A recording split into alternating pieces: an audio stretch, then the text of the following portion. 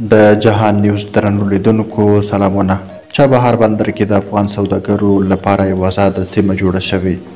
د صنعت او سوداګرۍ وزارت وایي د افغان سوداګرو لپاره د ایران په چابهار بندر کې یوه آزاده سیمه جوړه کړې ده.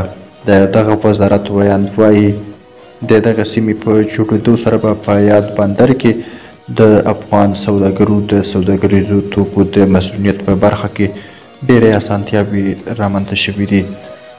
د صنعت او سوداګرۍ وزارت په وینا دغه سیمه د چابهار او بندر عباس د بندرونو له لارې د صادراتو وارداتو د زیاتوالي ترڅنګ ډېرې اسانتیاوې رامنځته کوي.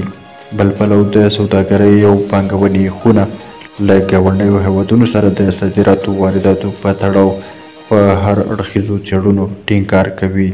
وایي چې د سیمې په هیوادونو کې د افغانستان د صادراتي توکو د ښې سیالۍ لپاره باید د سوداګرۍ لپاره لازمې اسانتیاوې رامنځته شي. درنو لیدونکو له ملتیا مو مننه. که زموږ له چینل سره تازه یوځای شوي یاست هیله ده چینل هم درسره سبسکرایب کړئ.